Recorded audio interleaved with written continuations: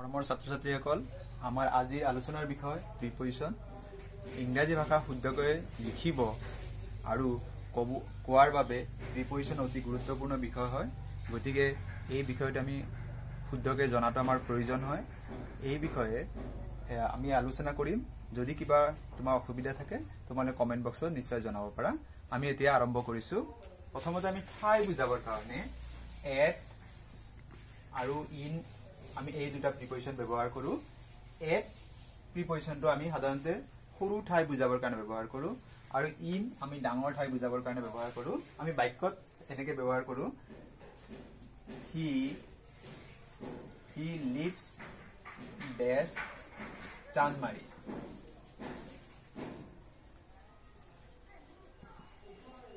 চানমাৰী ঠাইডোখৰ এক সৰু ঠাই হয়, গতিকে আমি ইয়াতে কি লিখিম? এট লিখিম। কিন্তু যদি মই লিখিছো হি লিভছ ডেছ গুৱাহাটী অৰ চেন্নাই, আমি যেহেতু চেন্নাই বা গুৱাহাটী ঠাইডোখৰ ডাঙৰ হয়, গতিকে আমি এই ক্ষেত্ৰত আমি ইন ব্যৱহাৰ কৰিম। গতিকে সৰু ঠাই বুজাবৰ কাৰণে এট, ডাঙৰ ঠাই বুজাবৰ কাৰণে আমি ইন ব্যৱহাৰ কৰিম। আমি আন কিছুমান প্ৰিপজিশ্যন আমি জানি লওঁ তাৰ ব্যৱহাৰখিনি। যেনেকে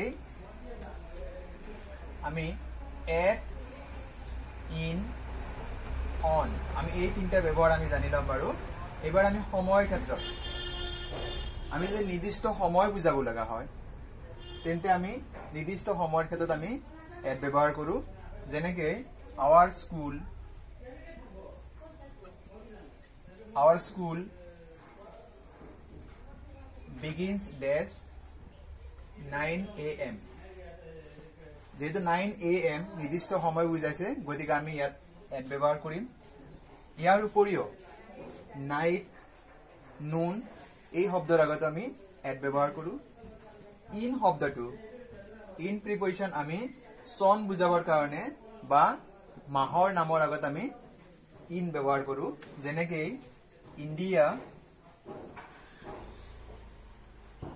India gut ইণ্ডাপেণ্ডেন্স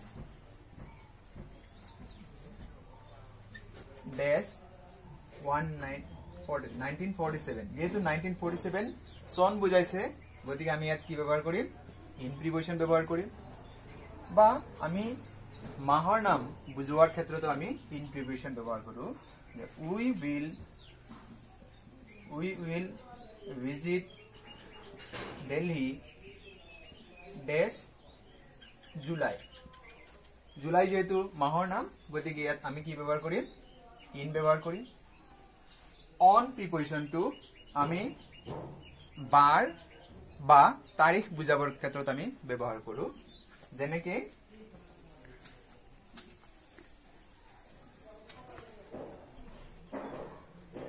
our exam will over dash Friday। যেহেতু ফ্ৰাইডে বাৰৰ নাম, গতিকে আমি ইয়াত অন ব্যৱহাৰ কৰিম। আৰু আমি তাৰিখ হলেও তাৰিখৰ ক্ষেত্ৰতো আমি কি অন প্ৰিপজিশ্যন ব্যৱহাৰ কৰো। we celebrate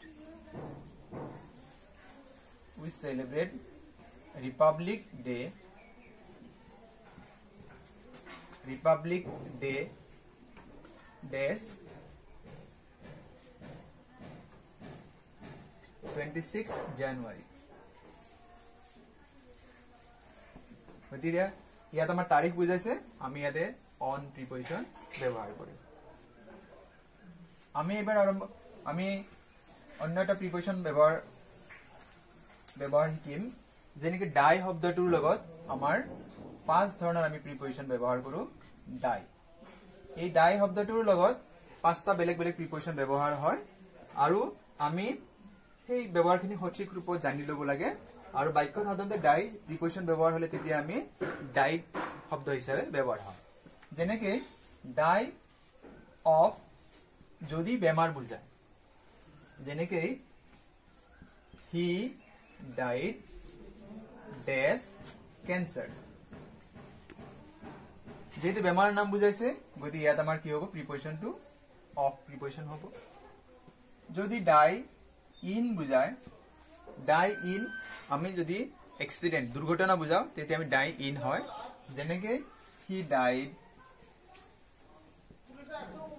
died dash car accident এই ক্ষেত্ৰত আমাৰ ডাই যেহেতু কাৰ এক্সিডেন্ট ইয়াৰ লগত আমাৰ কি হ'ব ডাই ইন ব্যৱহাৰ হ'ব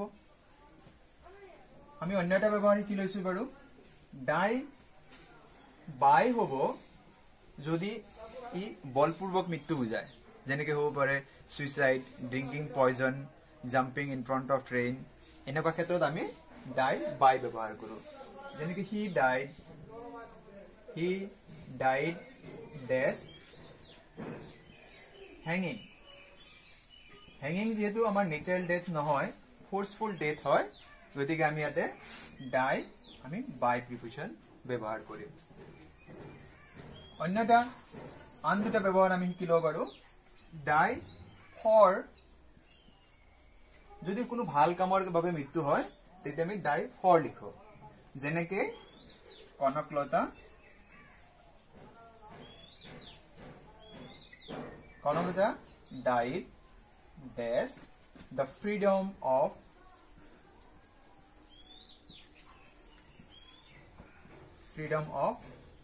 India গতি ইয়াতে ডাই কনকলতা যেহেতু দেশৰ কাৰণে মৃত্যুবৰণ কৰিছিল গতিকে আমি ইয়াতে ডাই ফৰ লিখিম আৰু এটা আমাৰ প্ৰিপোজিশনৰ ব্যৱহাৰ আছে এটো হৈছে ডাই ফ্ৰম যদি মাত্ৰাধিক কিবা কাৰণ থাকে যেনেকে ওভাৰ ড্ৰিংকিং হ'ব পাৰে ওভাৰ ওয়াৰ্ক হ'ব পাৰে বা এই ধৰণৰ যদি আমি কিবা কাৰণ বুজাও ওভাৰ ইটিং এই ক্ষেত্ৰত আমি ফ্ৰম ব্যৱহাৰ কৰো ডাই ফ্ৰম যেনেকে the man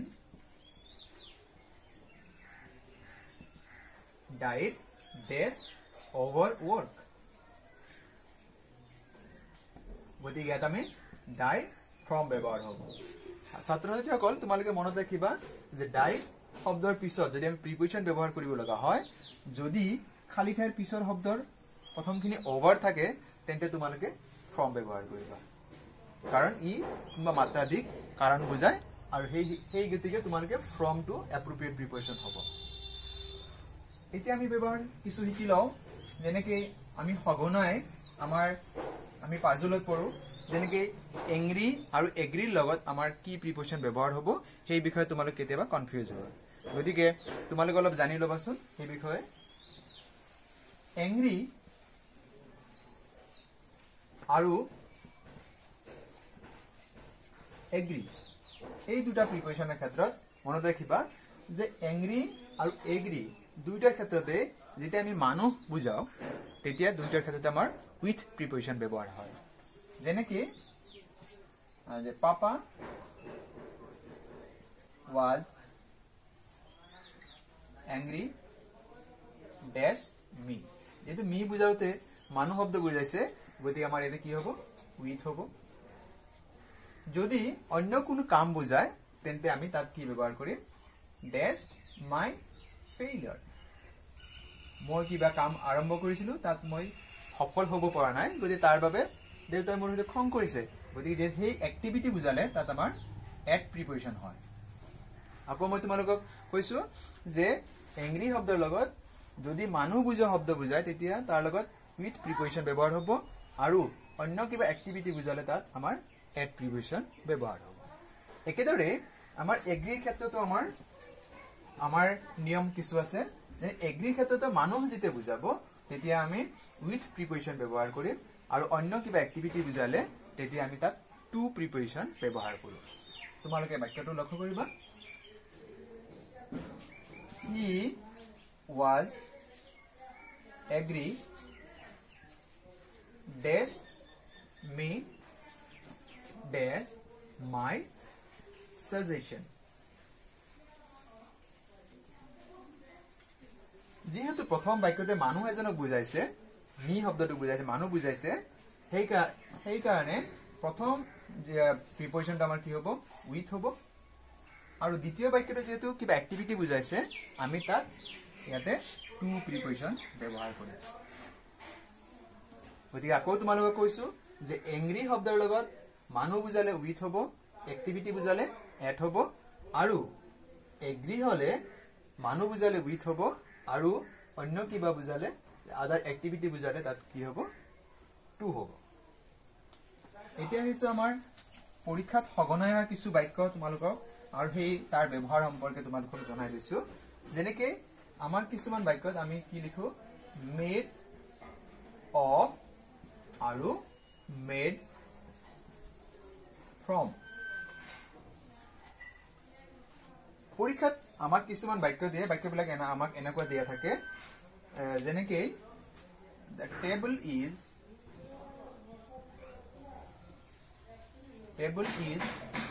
made dash wood। আৰু এটা বাক্য है floor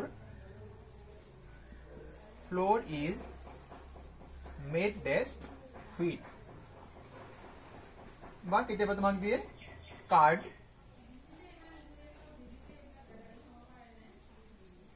card is made dash milk। ছাত্ৰ-ছাত্ৰীসকল তোমালোকে নিশ্চয় এটা তিনিটা বেলেগ বেলেগ বাক্য তোমালোকে দেখা পাইছা। প্ৰথম বাক্যটো table is made of wood, দ্বিতীয়টো আছে flour is made of wheat, 3 নম্বৰ যে curd is made dash milk. এতিয়া তোমালোকে একেবাৰে সহজভাৱে বাক্য দুটা বুজি ল'বা যে যোন উৎপাদিত নতুনকৈ যিটো সামগ্ৰী উৎপন্ন হয়, যেনেকে টেবুল কিহৰ পৰা হৈছে উড, আকৌ টেবুলৰ পৰা আমি আকৌ উড পাব পাৰো।